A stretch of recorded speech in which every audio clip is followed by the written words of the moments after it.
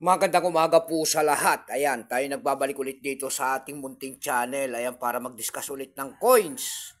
Kung magkano na ang kanyang presyo sa ating mga online selling. Isa naman tayong kolektor. Ayan. At magandang umaga po sa inyong lahat. Ayan, nagbabalik po tayo rito. Meron naman tayong pag-usapang barya guys. Tignan natin to kung magkano na ang kanilang mga bintahan sa mga ganitong mga coins. Ayan. Ang pag-usapan po natin guys, ito po ay bagong barya na 5 pesos po. Ayan. Year 2007 po yan. Ayan. 2017 po. Ayan o. Kitang-kita po. Year 2017, 5 pesos po. Ayan. Nakapaloob po yan sa NGC series. Ayan. Siya po si Andres Bonifacio, hindi 5 pesos po, hindi Republika ng Pilipinas. Pagtalikod naman po, makikita nyo po dyan ang bagong selyo po ng ating BSP. Ayan, at saka isang tayabak. Ayan, tayabak po yan. Tingnan natin ito kung magkano na ang kanyang mga bintahan kasi itong 2017 na ito ay mukhang maganda-ganda na ang mga presyo nito sa ating mga online selling. Ayan. Pansamantala tayo magpapasalamat muna sa lahat ng ating mga tagapagsubaybay, lalo-lalo na ang aking mga subscriber dyan. Dito sa ating munting channel, thank you so much sa inyong lahat. Ayan, mabuhay po kayo and God bless. Yun naman pong hindi pa po nakapalo dito sa ating YouTube channel, baka pwede naman pakipindot naman po sana ang ating subscribe button, like and share para ma-update ko naman kayo sa mga bago ko pang ilalabas na video po about coins. At malaking bagay na po yan sa akin. Ayan. Dito, tignan natin ang kanyang presyo po. 2017, 5 pesos po. Nakapaloob po sa NGC kung tawagin nila. New Generation Currency. Ayan.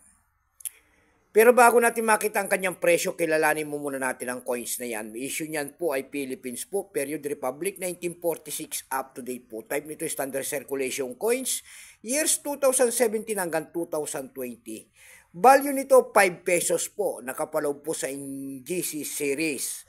Currency piso 1967 up to date po. Composition niyan ay nickel plated steel. Kung ano materialis ang ginamit sa barya na yan. Nickel plated steel. May bigat lamang itong 7.4 grams. May haba naman itong 25 mm. May kapal po naman itong 2.2 mm. Ayan. Orientation niyan ay medal alignment. Number N-131048. Reference number KM-302. Kasi ito pong year 2017 na ito po ay 29%. Wala pa pong may pakita ang ating Bangko Sentral dyan sa barya na yan. Kasi yan pa ay ginagamit natin pa pambili po ng mga sangkap-sangkap. Katulad ng mga magic sarap po, bawang. Ayan.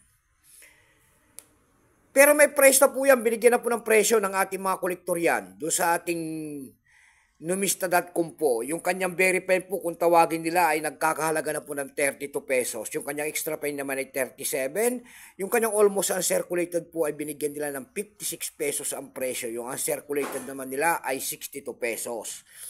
Dako naman tayo sa kanyang price, ayan. Doon sa ating EB.com po kasi, meron na tayo nakita nagbebenta nito ng $8.20.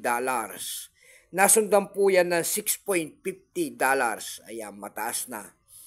Dako naman tayo sa Carousel PH. Sa Carousel PH po, meron tayo nakita nagbebenta doon ng 700 pesos nito. Meron na rin tayo nakita doon nagbebenta nito ng 350 pesos. Yung pinakamababa po na bintahan na po doon na ating nakita ay 50 pesos na.